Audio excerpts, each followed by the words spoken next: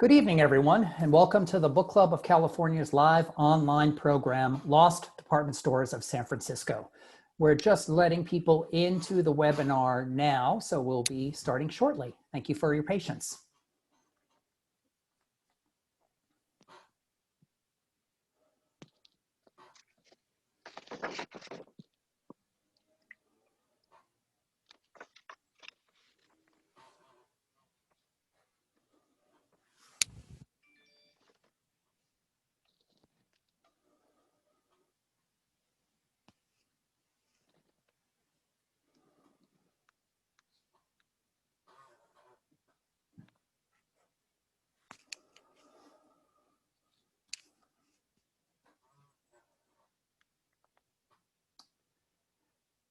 Thank you, everyone, for joining us. This is the Book Club of California's live online program, Lost Department Stores of San Francisco. We're still letting people into the webinar room right now. So if you'll hold on a minute or so, we'll be getting started. Thank you for your patience.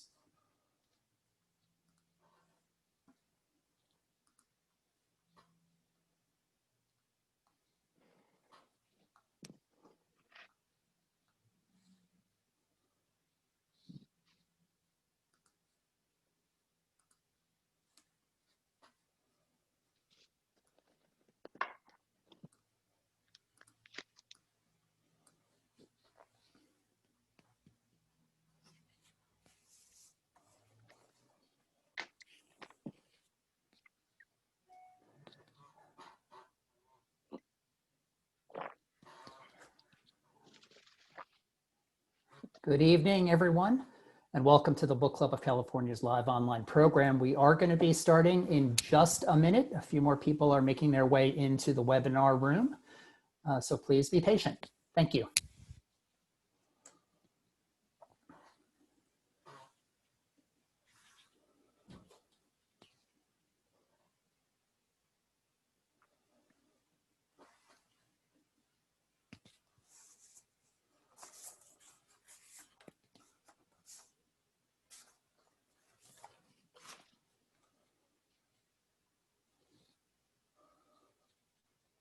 Great.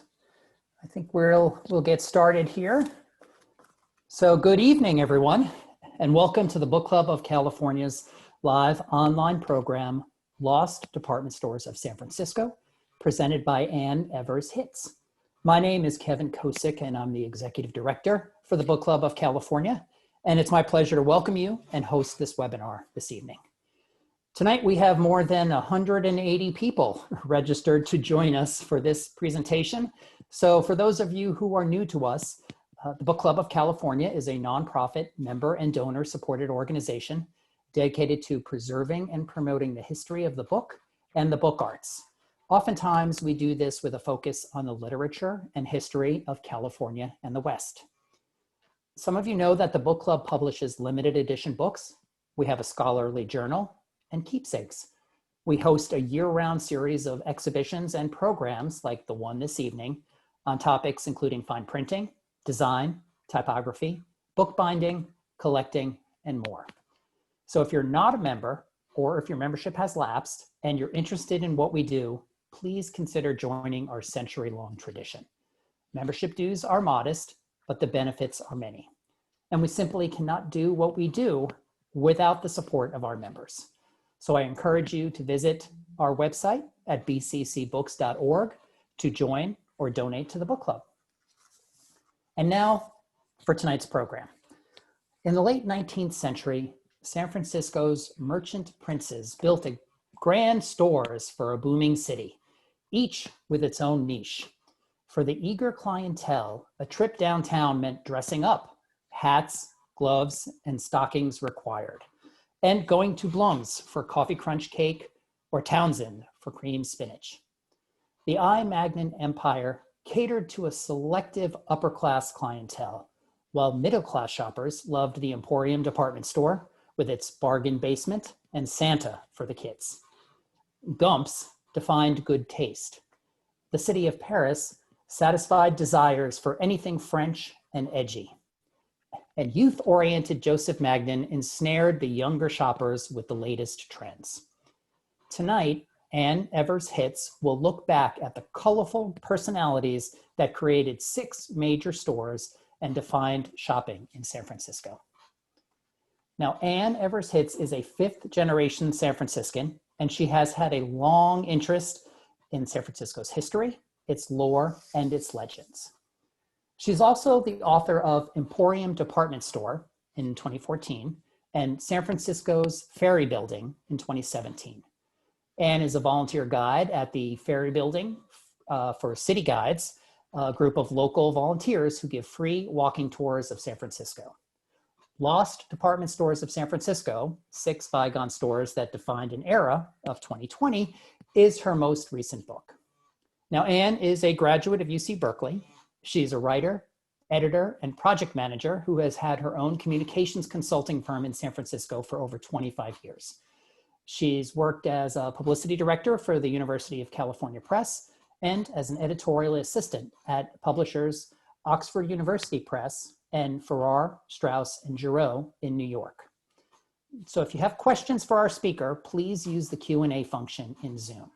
We should have time at the end of the hour to take questions, and we'll curate those questions from the Q&A. So now it is my great pleasure to introduce Anne Evers Hitz and pass over the controls for tonight's webinar. Anne, it's all yours. Okay. Thank you so much, Kevin, and welcome everybody. I'm glad you could all join us late this afternoon for this.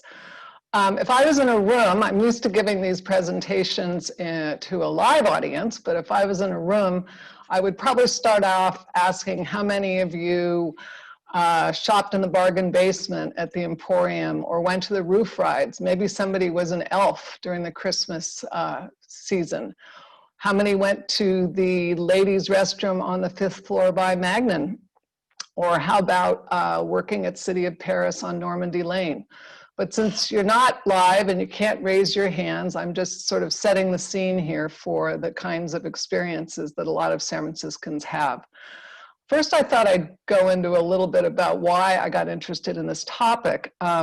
As Kevin mentioned, in 2014, I published a book on the Emporium, and there was a family connection with that because my great-great-grandfather, F.W. Dorman, was one of the founders of the store. So what I discovered when that was published was there was a real vein of nostalgia for the old stores.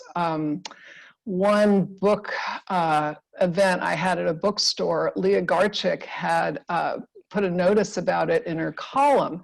And I thought maybe 10 people would show up, and there were 60 there, including a lot of former employees at the Emporium, some of whom were wearing their little employee badges. So I was like, wow, this is kind of interesting. So for this book, I decided to cover 6 of the old stores: City of Paris, White House, Gumps, I. Magnan, Emporium, and Joseph Magnan. Now, when I started the book, Gumps was going under, and then it went under at the end of 2018, and it was just last fall that it kind of, well, it did reopen on Post Street in a greatly reduced format. So it's not quite lost, but it's not quite what it was in its heyday. So let's take a look back at the downtown experience. I'm going to talk about the colorful personalities that founded the stores, and then finally at the stores themselves. But first, let's set the scene here. Let's start with a typical holiday visit from the perspective of a San Francisco kid, author Frank Dunnigan. And he wrote me in an email, "Our family's holiday shopping in the late 1950s and early 60s always began with a ride on the El Taravel streetcar. As it slid down past 5th Street and stopped in front of the Emporium, it seemed that most of the passengers disembarked all at once. Through the crowded main aisle we would go as Mom and Grandma made a few purchases from the notions department before taking the back elevators up to the enormous toy department on the 4th floor. Mom would do her shopping there as Grandma took the kids to see Santa and roof rides. From there, we would cross Market Street for lunch at Woolworth's and do a bit more shopping, often candy, candles, and other holiday items, and then on to see the tree at the City of Paris. While Mom and Grandma shopped for clothing and gifts, kids insisted on viewing the thousands of ornaments and twinkling lights up close from the balconies on each floor. We then walked up to Grant Avenue to see and smell the lavish floral and fur decorations at Podesta Baldacci, oohing and eyeing at the windows at Gumps, and then a bit more shopping at the White House. Walking back to Union Square, there would be a stop in the cosmetics department at I. Magnan while the ladies might pay a visit to the store's lavish lounge. If the kids were especially well behaved, there might be a sweet treat from Blum's right next door before heading home.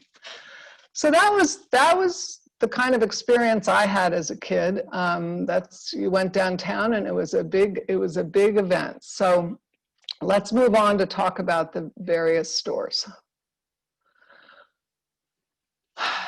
The biggest difference between then and now, as Ellen Magnan Newman, one of the creative minds behind Joseph Magnan and a great-granddaughter of Marianne Magnan, founder of I. Magnan, put it, the best fertilizer is the foot of the owner on the soil. In every store, the owner was present. Saks Fifth Avenue, Apple, Tiffany, Macy's, Bulgari, Louis Vuitton, and Williams-Sonoma are on Union Square now. None is locally owned, although Williams-Sonoma was founded locally. So let's do a quick introduction of each of the main players, then talk about their retail enterprises. This is Paul Verdier of the city of Paris, a descendant of the founders Émile and Félix Verdier. He was very present in the store and even had a private dining room for guests located behind the cellars in the store's famed Normandy Lane. Raphael Weil of the White House, he emigrated from Alsace-Lorraine in northeastern France in 1854 and quickly worked his way up in the retail trade. Gertrude Atherton recounted in her book, My San Francisco, he was a rather short, stout man with a beaming, intelligent face. One rarely entered the White House without meeting him, for he knew all his customers personally and liked to chat with them. I cannot remember how many times he informed me that he had known 5 generations of my family, but he then liked to divert the conversation to France, to which he was still devoted with his heart, if not his honest and enterprising head. Then we have 3 generations of Gumps. Solomon Gump arrived in the US in 1850 from Heidelberg, Germany, joining his sister and brother-in-law in San Francisco in 1863. Solomon founded S&G Gump with his brother Gustav, and they specialized in gilded mirrors and huge paintings, many of which hung in saloons, and there were a lot of saloons. Barroom brawls were very common, and so there was a steady stream of business because the artwork tended to get shot up and needed to be replaced. So, plus the new money on Nob Hill really wanted art for their mansions. They just, the ones with newly acquired wealth wanted to keep up with the Stanfords, the Huntingtons, the Crockers, and the Floods. So first it was Solomon, and then it was A.L. Gump was Solomon's son, and then Richard Gump was Solomon's grandson. And Richard Gump, who became president in 1947, said that it wasn't that Solomon had such great taste in art, but that the nudes in these paintings were actually of his lady friend, a European actress. So first there was Solomon, then A.L. Gump, and he was the driving force in building Gump's reputation as a purveyor of artistic goods from China, from Asia.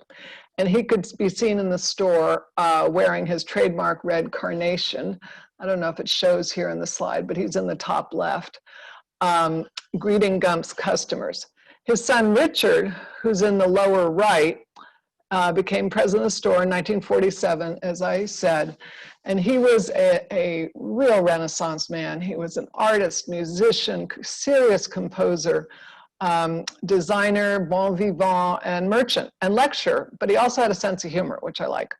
He was conductor of the Guggenheimer Sauerkraut Band, and the band members wore ill-fitting Prussian, kind of Prussian-looking uniforms, and they played at charity events around town, deliberately off-key, and they even cut some records. Then we have the Magnans. This is Marianne Magnan on the left and Isaac Magnan on the right. They founded the store and emigrated from Germany in 1875 with their 7 children coming around the Horn. They first opened a tiny store in Oakland and then moved to San Francisco and opened a store south of Market selling, in 1876, selling notions, things like pins and needles, threads and buttons. Now, Marianne, she was really quite a force. She was an expert seamstress, and she plied her trade, making layettes and delicate lingerie and shirtwaists. And they realized pretty soon that that part of the business was one that was going to take off. So they got out of the notions business. Now, Isaac was a gilder by profession, and he worked for the Gumps, but he actually preferred riding his bicycle in Union Square, handing out political tracts. So they founded I. Magnan using Isaac's first initial, obviously, even though Marianne was really the force behind it, but times being what they were, she felt that it had to have his name. So the Nothill matrons were really the new nobility, and they were the wives of mining kings and lumber barons and railroad czars, and they took notice of Marianne's expertise, and the word spread very quickly about her needlework, and she was turning out as much lingerie and shirtwaists and infants wear as she could, and bridal trousseaux as well. The demi-monde of the Barbary Coast, the ladies of the evening, also liked her goods. So Marianne really had focused on quality. She taught her children all about the business, and she liked to keep her brood close by. In 1913, her son Grover, who later became president of the store, moved into his own suite next to Marianne's in the St. Francis.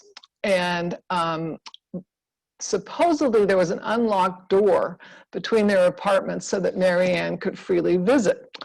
But the story goes that that tradition stopped when Grover got married. He married Jeannie Melton in 1931. Even after Marianne retired, she still visited the San Francisco flagship store often, but since she lived at the St. Francis a half a block away, that it wasn't too much of a trek. So now we're on to the Emporium, established in 1896, and this distinguished looking fellow here is my great-great-grandfather. He emigrated from Germany in 1862, first to Ohio, then on to San Francisco. He became a merchant specializing in China. He had a company called the Nathan Dorman Company, and he was extremely involved in many civic activities, from the University of California, where he was a regent, to the San Francisco Hotel Company, which operated the St. Francis Hotel. Now, the Emporium was a different kind of store than the others because it was located what was known as south of the Slot, and the Slot was the streetcar tracks on Market Street, and that was considered a riskier area for a store.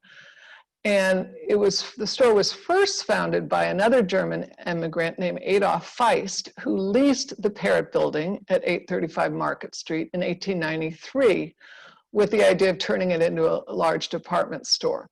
But his concept didn't work out. He thought it could be filled with a lot of separate shops who basically paid rent within the same building without central management. And it opened and quickly went bankrupt. So FW, with some partners, took over and merged the Emporium with the Golden Rule Bazaar and launched the combined enterprise in 1897. So it was one building with separate departments, luxurious amenities. They had restrooms, which weren't all that common in those days, resting and sitting rooms, art rooms, and beautiful, often fantastic decor. And they really wanted to appeal to the middle-class shoppers, not just the very wealthy. They had a tea room where customers could dine while listening to an orchestra. So it was really a place to go and have fun. It was as much entertainment as shopping. So these are all in order of the stores being established. Joseph Magnan was established in 1913, and Joseph was one of the sons of Marianne and Isaac, and he quickly realized that he was not going to be chosen by Marianne to run the I. Magnan stores, so he set out on his own. And he and his son Cyril, who you can see in the lower right, were second generation San Franciscans. I'm sure many of you are familiar with Cyril Magnan. He loved San Francisco and was all over. It could be seen everywhere, from the selling floor of the flagship store to the opera and official receptions. He was, I think he was the first chief of protocol for the city. And of course, he was well known at performances at Beach Blanket Babylon. There's even a box there named in his honor, but that show has since closed. He used to walk to work every day from his apartment at the Mark Hopkins, while his driver would give his dog a ride in the car. So Herb Caen, I think, put it very well. He said, "Not all that long ago, you could have walked into Bank of America on Montgomery and shaken hands with APG and Giannini. Yes, AP in person, sitting at a desk in the middle of the main floor. Grover Magnan would show you around his beloved I. Magnan store, the most beautiful store in the world," he'd say, and he meant it. And Cyril was delighted to wait on you at J. Magnan. "I or J, Magnan's the way," beamed Cyril. There were live Gumps at Gumps, Prentice Hale at Hale Brothers, Michelle Weil at the White House, founded by his uncle, and Paul Verdier parading his poodle at the City of Paris or buying you a champagne in Normandy Lane. So it was really there was a real community of the owners and their enterprises and San Franciscans. So let's take a little step back and talk about the city. Sorry about that. The city and why it was ripe for enterprises like this. In the last half of the 19th century, San Francisco's population really exploded after the gold rush, from more than 100,000 at the end of the 1860s to close to 300,000 in 1890. All those new residents, many with new fortunes, had money to spend, and they needed household goods. They needed tailors, they needed hatters, dress and shirt makers, and jewelers. So what made a store great? It had to be in a central location, served by mass transportation. This is before the era of the car. It needed a very visible owner who built relationships with the community and employees. It needed to carry a great variety of goods to entice customers into the store. It offered free services such as deliveries, liberal credit arrangements, and merchandise return privileges. And last but not least, salespeople were there to provide individual attention. This lower right slide here is the jewelry counter at the Emporium. So you can see the salesmen, they were often salesmen, and two young boys sort of standing by there, probably to run the cash to the cashier. It was really a different era.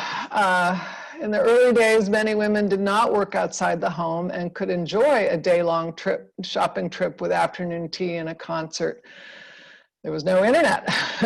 There was a feeling of trust between sellers and buyers and between employers and employees. And employees often worked at the same store for their entire careers. I learned a lot about that when I was writing about the demise of the stores, because I learned that people had worked there 30 and 40 years. So let's take a closer look at the stores and their niches. Here's the beautiful stained glass at the City of Paris. So City of Paris was founded in 1850 when, in the spring of 1850, two French brothers, Émile and Félix Verdier, arrived in San Francisco Harbor on a ship called La Ville de Paris, or Paris, the City of Paris. San Franciscans, the story goes, were so excited about the ship's arrival with the goods, and the port was so chaotic, it was often hard to get a berth.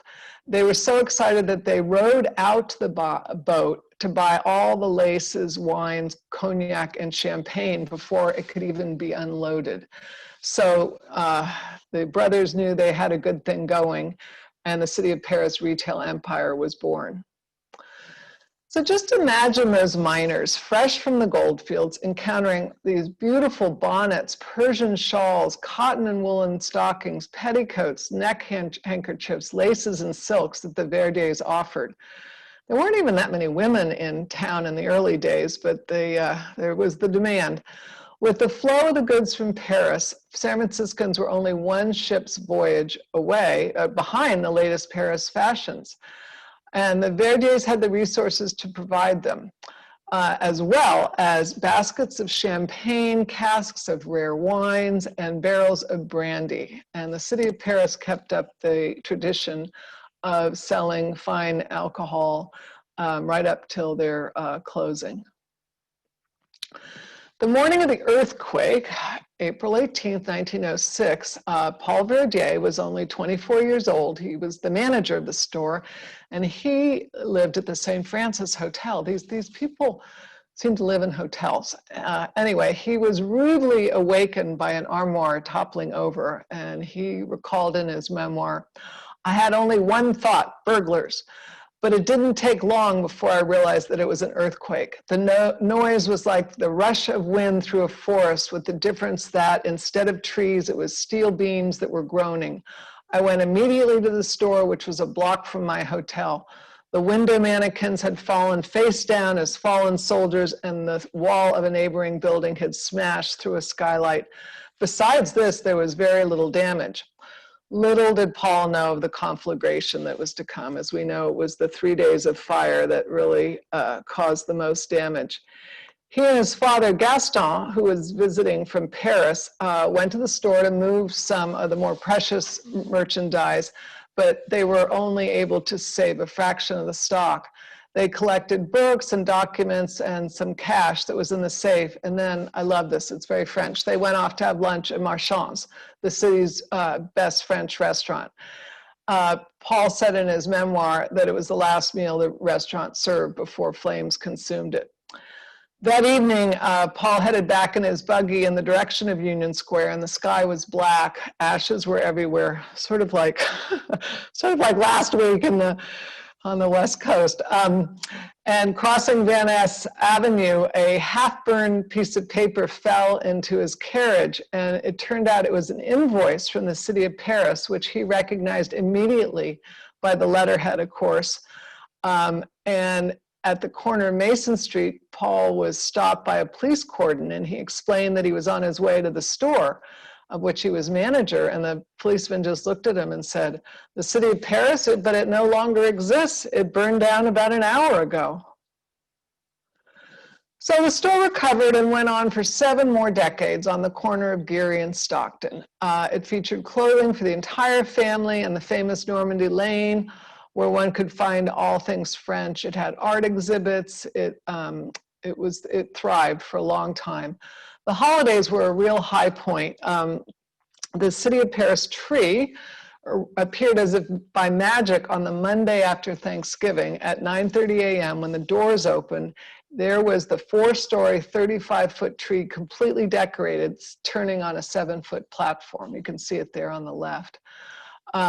To get the tree ready, traffic would be stopped on Geary Boulevard as the tree was carried into the store, and a crew of 20 worked all Thanksgiving weekend from Saturday morning to Sunday, decorating it with over 5,000 colored balls, 800 yards of silver tinsel, and many, many packages and doll buggies and red wagons and Santa Claus or 2 on the branches, Santa Claus dolls, of course. So that was a high point for a lot of people. So what happened? You're going to hear a pretty common theme here with the stores, but this store just could not compete with the chains and the changing demographics. And by the early 70s, they knew it was time to close. And in my research, I found this note that was sent out, which I love the tone of defiance. And it was from the manager of the store. And he said, The descendants of Felix Verdier, the founder of the city of Paris, sadly announced that after 122 years of catering to the good tastes and elegant requirements of many generations of San Franciscans, city of Paris will close its doors in the early spring of 1972. The time has now come when this Verdier family-owned quality store must leave the San Francisco scene, which it dominated for more than a century. We are solvent. No one can force us to go out of business. We are doing it voluntarily. There will be no bankruptcy or receivership. We shall honor all of our obligations as we have in the past and bow out in a dignified and honorable manner befitting our San Francisco tradition. Thank you and au revoir. So that was his goodbye note to San Francisco.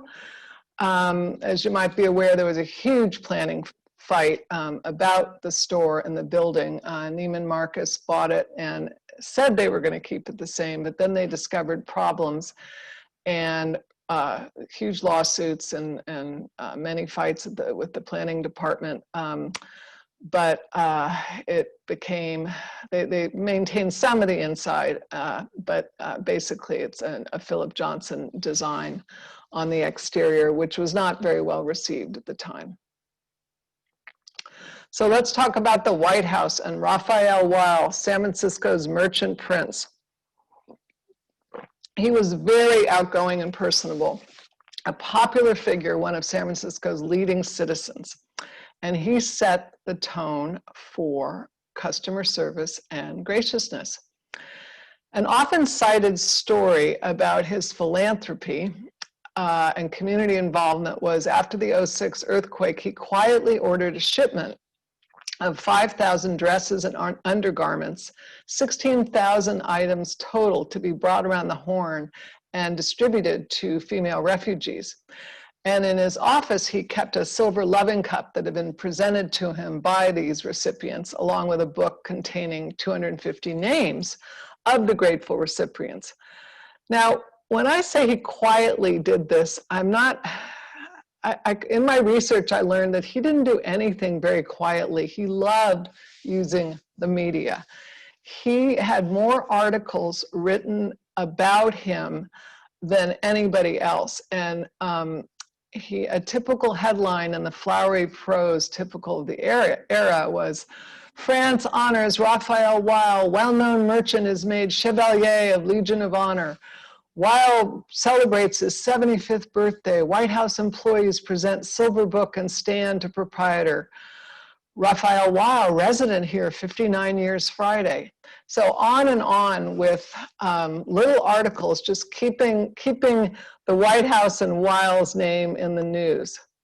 Now he lived at the Bohemian Club, the men's club on Taylor Street. And he was known for cooking up large multi-course breakfasts for his friends and even had a recipe named after him, Chicken Raphael Weil.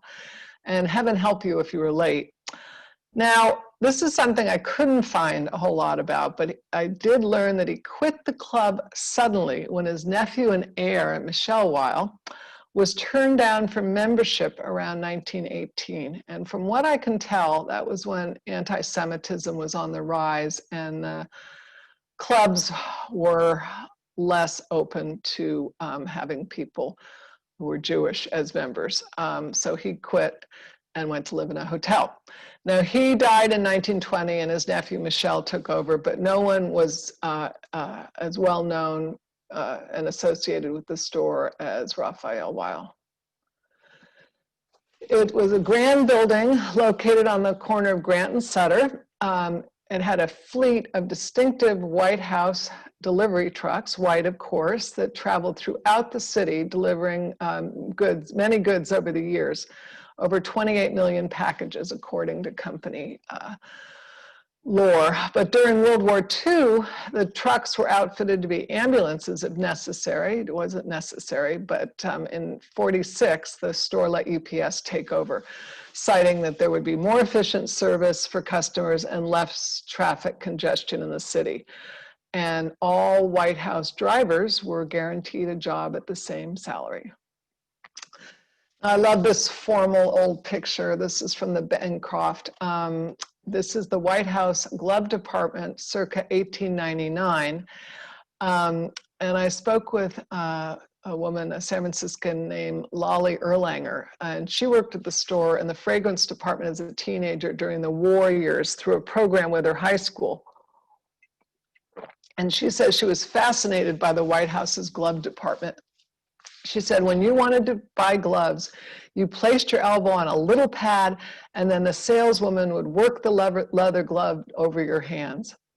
She worked on the main floor in those years and remembers that there were floor walkers, men in business suits with white boutonnieres, making their rounds to make sure everything was running smoothly.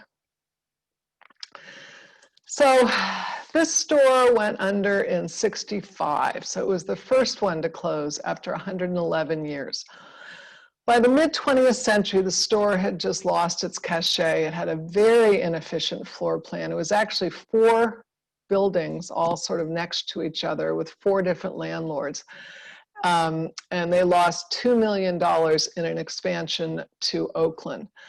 So they closed in '65, and during the last days of the store, lines went out the door and Pinkerton guards helped control the bedlam.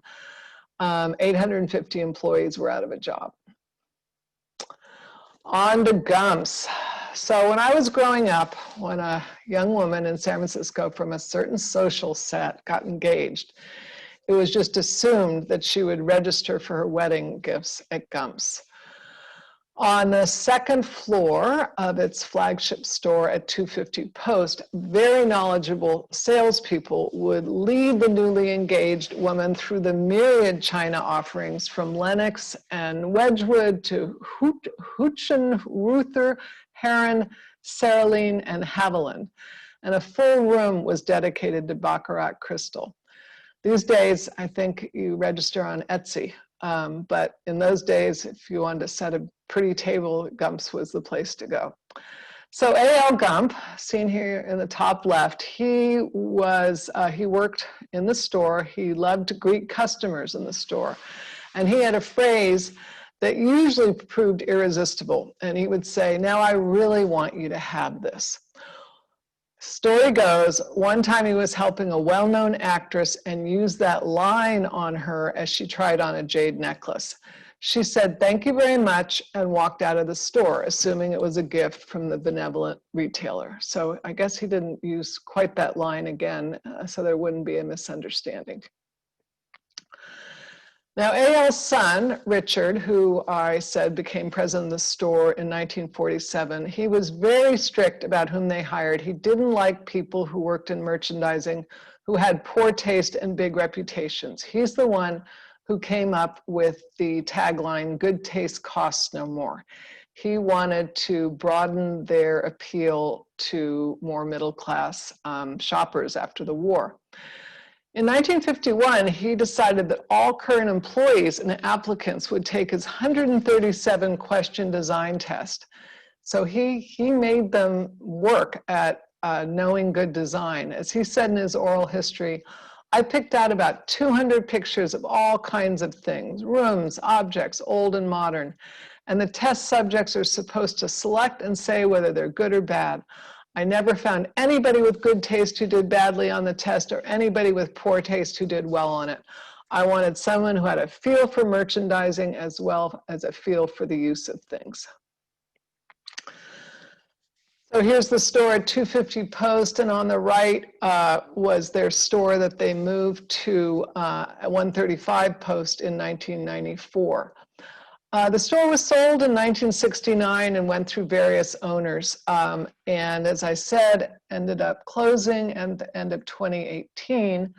But then one of the investors bought the brand and reopened a small version, very small version at 250 Post. So Richard Gump's assistant, I think, put it well about the store's demise. She said, Mr. Gump went by instinct. He felt that if it was the right thing to do, it was the right thing to do. In my opinion, Mr. Gump's retirement from the store left a void in San Francisco's arts and antique circles, and it will never be the same.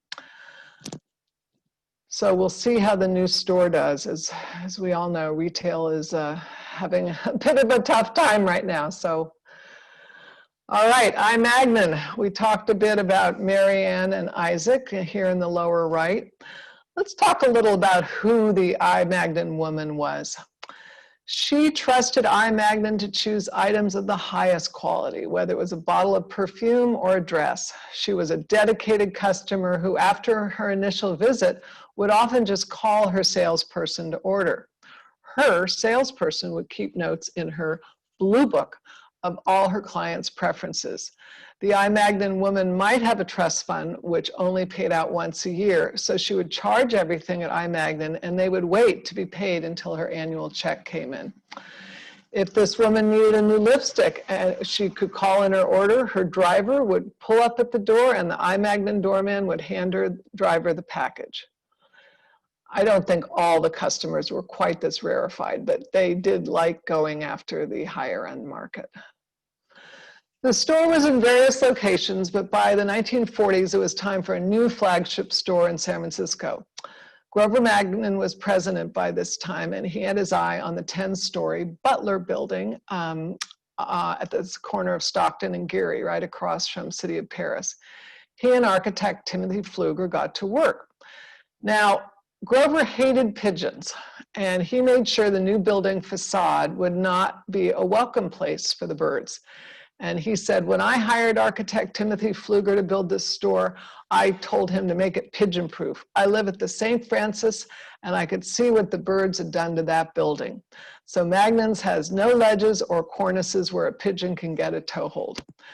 Blum's was on the same block, so there was no problem getting some coffee crunch cake, one of my favorites, after shopping. It was really a beautiful store. Grover took great pride in the quality of the materials. It had walls of marble, glass murals, molded silver leaf ceiling, and a pink marble floor. And the famous fifth floor women's restroom and lounge was an Art Deco oasis. You can see it there on the left. Grover was like his mother. He was obsessed with quality. He would call his top people into his office and give little classes in quality detection. He'd spread out a handful of different grade pearl necklaces, for instance, turn the price tags down and show them how to select the best. He would do this with alligator skins and fur pelts, even samples of tortoise shell. He would tell them where the products came from, their history, everything about them, and it didn't matter what department you were in. These were things he wanted everyone to know. He'd say, when you sell a customer a $3,500 Balenciaga, I can't pronounce this, Balenciaga or Dior, she has the right to expect reliable counsel on the accessories to go with it. So what happened to this store? It merged with Bullock's in 1944, expanded rapidly, and changed hands many times. It was the usual story, changing demographics and competition from low-price competitors. They had a pretty robust catalog business, but they couldn't make it work, and they closed in 1994. Okay, the Emporium, south of the slot on Market Street. Here we have the building. And many San Franciscans have fond memories of the Big E. It was the place where you shopped for back to school clothes in the bargain basement, got your first grown-up jacket, and last but definitely not least, rode the big slide or the train on the roof at Christmas. And of course, Christmas also meant a visit with Santa and a photo. So the building was designed by Albert Pieces, who also designed the Mechanics Institute, the Hibernia Bank building, the James Flood building, and the White House.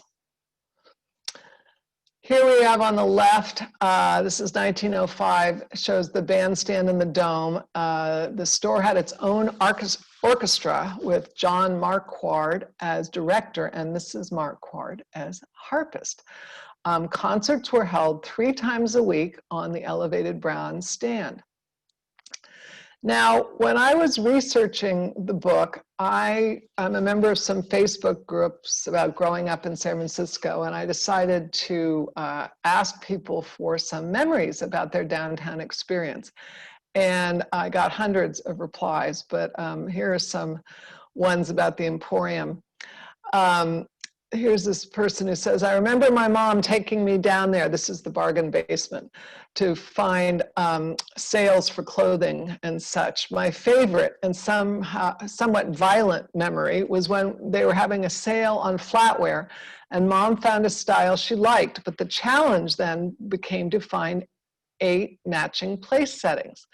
The catch was that they'd thrown assorted styles into this large, maybe 6-inch high bin, and you had to rake through it to find what you wanted.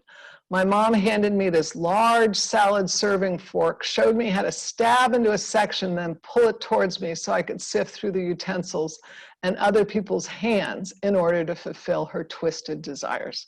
If any of you were there and I stabbed you, my heartfelt apologies, and I hope you got a tetanus shot. So I thought that was sort of vivid. That's not the kind of thing that would have happened at Magnan's, but in the bargain basement at the Emporium, I can fully believe that would have happened. So let's talk Christmas, which was a very big deal because Santa was a complete rock star in terms of crowd size and fervor. This is a quote from the Chronicle. It looked like a cross between a World Series victory parade and a visit by the Pope.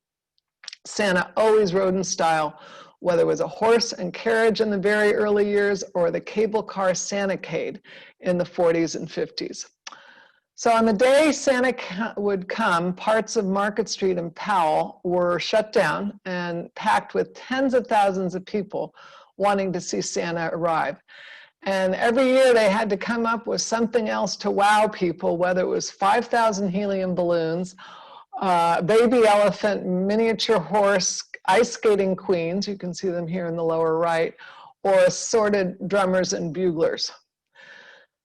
So the Emporium expanded a lot. It expanded into the suburbs while the inner cities continued to decline. In the late 20s, right before the Depression, they merged with Emporium Capwell in the East Bay. And by 1969, when Broadway Hale stores purchased them, there were 11 branch stores, plus the downtown San Francisco Emporium and Emporium Capwell in Oakland. By 1991, they were burdened by significant debt from a too rapid expansion and were unable to refurbish the stores after the Loma Prieta earthquake and just to keep up with other stores. So Carter Hawley Hale, which had purchased them, sought bankruptcy protection. So it went through various owners again until Federated, which owned Macy's, bought it and dissolved the chain in '96. The Grand Dame of Market Street was no more and sat sadly empty until '06, September '06, when the Westfield, I'm sure many of you are familiar with the Westfield, opened after a $440 million redo. And it's a complex of retail and office and entertainment. And it's maintained a few Emporium things. They say the dome is the dome from before, and there's some signs. One more here, Joseph Magnan. So as I said, Joseph was the son of Marianne and Isaac. You saw Joseph's picture earlier, and he struck out on his own in 1913 because he realized that Marianne favored her son John to run I. Magnan. So the store muddled along really after 1913 when it was founded. I. Magnan, they were not happy when Joseph Magnan was founded and they wouldn't let some of their vendors work with them. And it really muddled along until Cyril took it over and revamped it. And he saw that with World War II, there was a real kind of resurgence of young people in San Francisco, and he wanted it to be young and edgy. And a perfect example is this Wolves Den, which you can see in the lower right. At the Wolves Den, which was invitation only, attractive young women served cocktails while others searched the store to bring gifts to men to peruse and purchase for their sweethearts and wives. And it was promoted as a shopping refuge for men. And a PR piece said it was had helpful hostesses and spirited refreshments. These days, it's very doubtful such an enterprise would fit our cultural mores. And even in 1969, it was in keeping with their sassy marketing and distinct brand.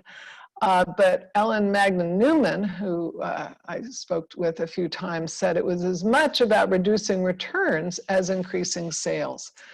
It's because the men got help with their shopping instead of just trying and failing, and the women would return their gifts. So it was really known as the fun place to shop. Their award-winning Christmas boxes became collector's items, and Cyril was a very savvy merchandiser. He loved to hire young people, especially women, and set them loose to be creative and learn responsibility. They didn't have to punch a clock, but they needed to produce. So these Christmas boxes, initially designed by Margaret Larson, were collector's items, as I said. But they weren't just for show. They were more practical than wrapping, as it took less time for the salespeople. The customers could take them home and assemble them themselves. So over the years, there were pyramids, a gingerbread toyland village, antiquarian bookend papers, a photo album, and a Tom and Jerry mug, and they won some awards. I love this picture. Their advertising broke all the rules. The ads were anything but staid. They were edgy, witty, colorful, and full of movement. Who was the JN woman? She had full hair, big eyes, and was forward-thinking. Margaret Larson and Betty Brader Ashley, who were designers, their ads are actually in the Smithsonian National Museum of American History. They were that well received. By 1969, Joseph Magnan had over 30 stores, all on the West Coast. And although the family wasn't looking to sell, suitors were making offers. AmFac, which owned Liberty House, made a very good offer and wanted to keep management. But it turned out that the creative anarchy management style, creative anarchy was Cyril's term, was markedly different than AmFac's buttoned-up corporate style. And AmFac also turned out to have a totally different merchandising approach. Within 6 months, the Joseph Magnan executive team was demoted and offered lesser position, and they eventually left the company. Again, the company expanded too quickly and closed in 1984. As Cyril Magnan said to one of the AmFac executives, Joseph Magnan is like a finely tuned clock, and if you start playing with it, it's going to stop ticking. It's tempting to play the if-only game. You know, if only the next generation of the families who founded the old stores had been interested in continuing the tradition. If only the families hadn't sold to a corporate entity that changed the character of the stores. If only they hadn't expanded so quickly, depleting cash and taking on too much risk. If only real estate in San Francisco hadn't gotten so pricey, and on and on. But the reality is that the grand downtown department store no longer has a place in the retail panorama. Department stores across the United States have been losing market share for decades to changing shopping habits, as in e-commerce, discount chains, and other retailing upstarts. It's a brutal environment.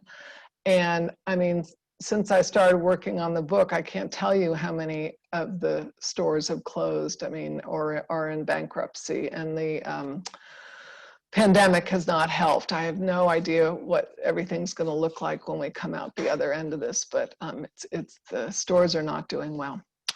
So that's basically it, an overview of all these fun characters. It was really fun to work on. I loved doing the research. I loved learning about them and their involvement with the city and how much that meant. So, Kevin, are you there? Hi. Hi, I'm here.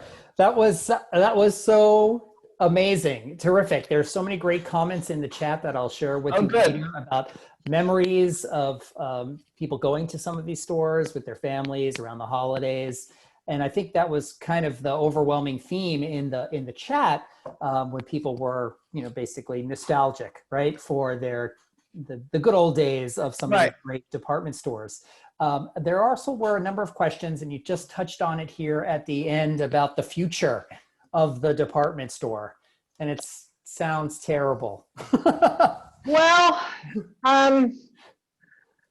I think it's trying to figure out, kind of think outside the box. I mean, trying to figure out, they say Nordstrom is doing better than others because they figured out a good internet and store model.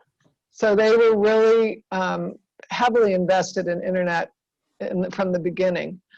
I just think the internet, it's too easy to just hit buy on Amazon. Amazon's taking over the world. But the thing is, if you want personal attention, I mean, the internet doesn't quite do it. And there's still Saks of that. I mean, this is for the women, I guess. Well, Saks carries men's stuff too. And stuff too, yeah. But it's just, it's tough. It's tough. And, the city, especially in the last 6 months, it's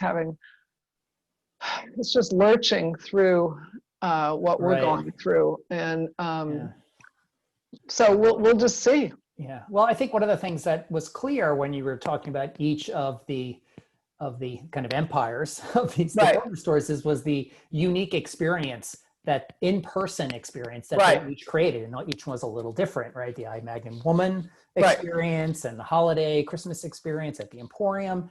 And I think there are definitely some questions and concerns about, will people be wanting that experience after something like a global pandemic? Will they be needing it, right? Because they have been shut in for so long, or will it just be, we moved on and that's not an important thing anymore? I think, we are going to get past this pandemic. It's going to be, it's not going to be before the election.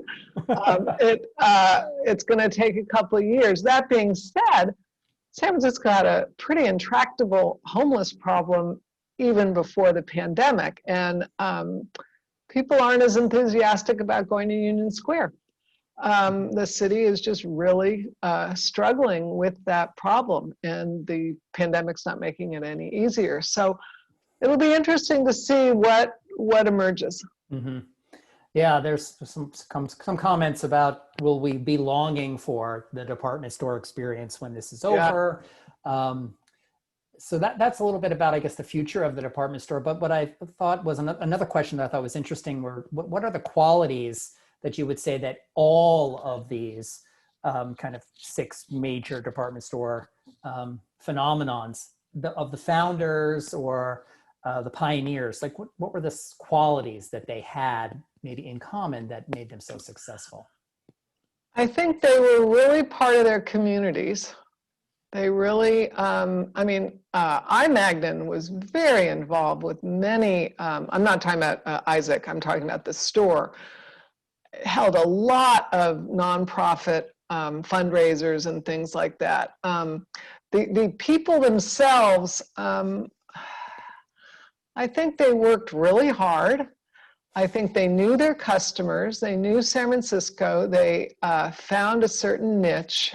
It's a fascinating story reading about how Gumps evolved to be the premier purveyor of Asian goods, because they weren't esteemed that much, the Asian goods at the time, but A.L. Gump really thought this was the wave of the future. And then they had to pivot during World War II because their sources dried up. So they moved more into South American and Mexican and things like that. So they were real retailers. They really knew their customers, and they worked hard, and they were parts of the community. Well, there's a comment here about the phenomenon of women in the workplace and how that was obviously a big component of the department store. Do you want to say a little bit about that? Well, yeah, when I said before, women had the leisure to go downtown and spend the day, that was in a certain demographic. Right. But you're also it was a place where women could work as well, and they could make careers of it, and they did. You'd read these stories about women who worked at the Emporium and stuff for, as I said earlier, 30, 35 years. And it was just, I think they loved it, or else maybe they just got stuck, but there was a real feeling of being part of something. And I picked up on that from when I interviewed previous employees, both at Gumps and Emporium. They loved their job. And Anne Magnan, they loved their jobs. Mm-hmm. Like Anne Magnan, these people said it was so glamorous. There were very strict rules about what you had to wear and things like that, but they just felt like they were in the middle of something really fun and glamorous. So and I'm not sure that that's the case now. So. No, I don't think that's the case now. So there's a funny question here about an individual had a friend who worked in security at one of these stores. Okay. And mentioned that internal theft, what we call shrinkage these Mm-hmm. days, was a big problem. Did that come out in some of your research, or was that?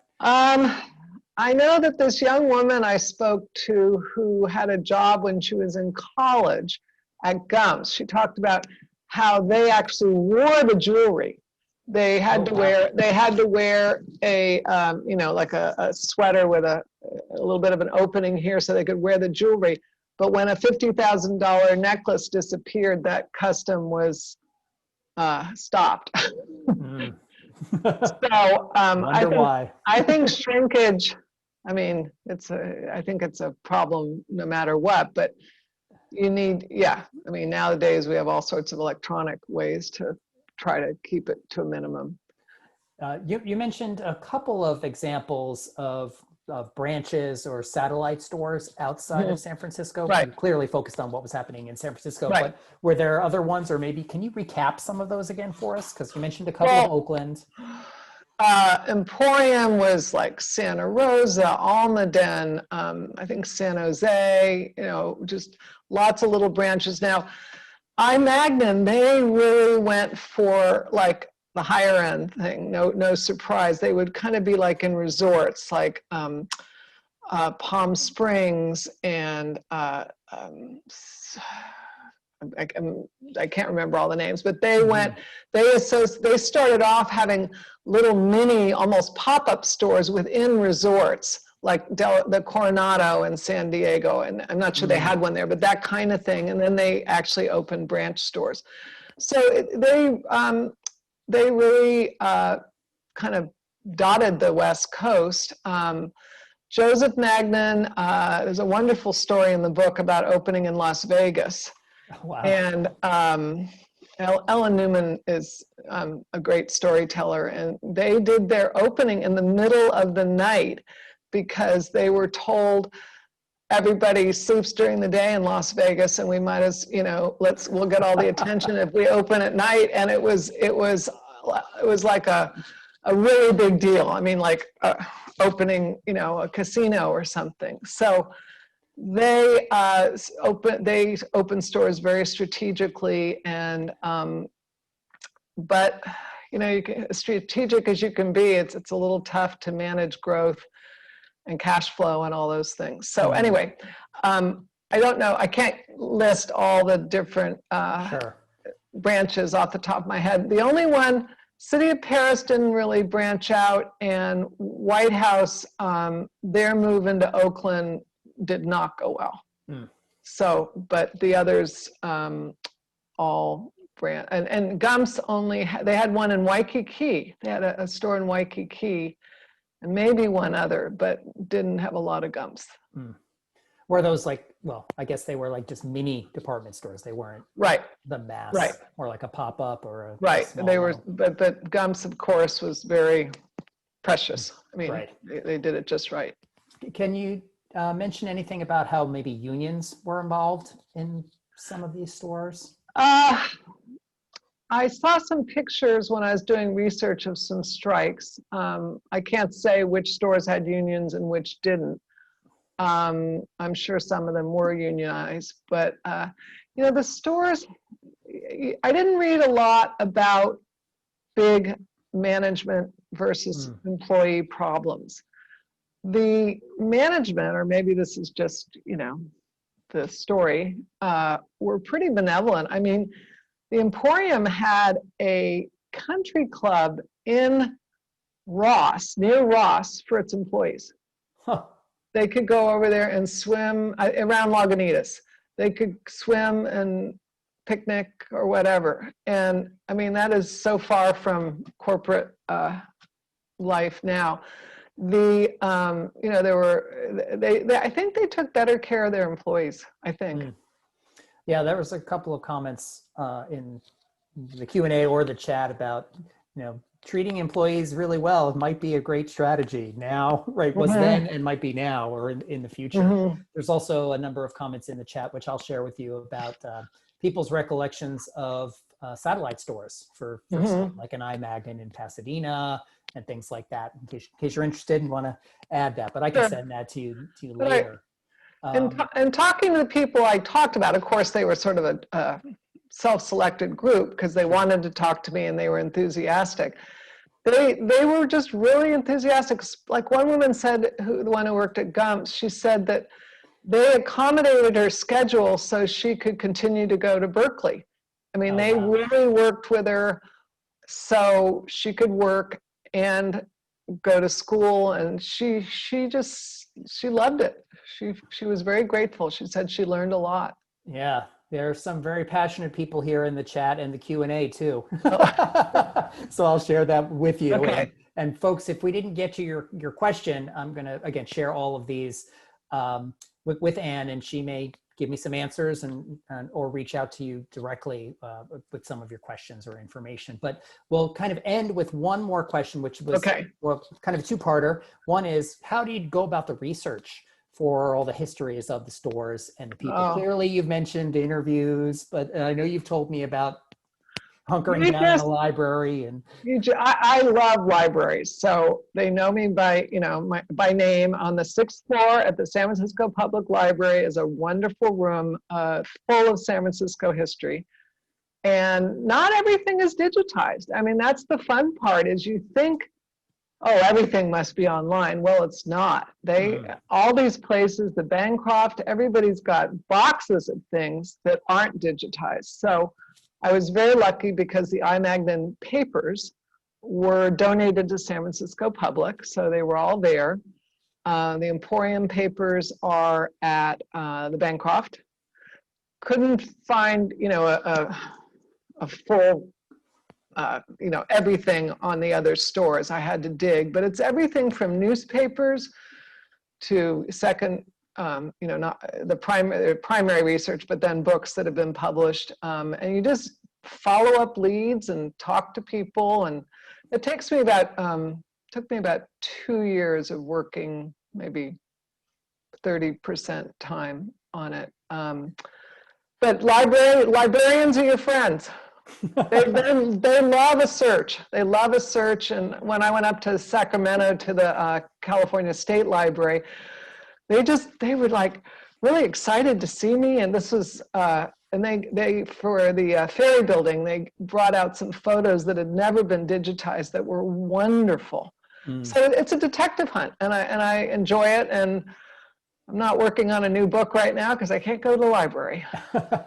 Well, that was going to be part of the follow-up. What's the next book? What are you working on next? So I'm going to throw another question at you. Okay. Because one of our attendees Googled the chicken Raphael while we were on the call, and hopes you have. She came across a couple of different various recipes. Oh. And if there was one you have or would recommend, maybe you'll send. Oh, I don't know. I remember looking at it, and I think it's a lot of butter and cream. It is not a diet food. So I had not made it. I hate to say it, but the story of him just having these big breakfasts at the Bohemian Club, and he'd do all the cooking, and they would just go on for hours.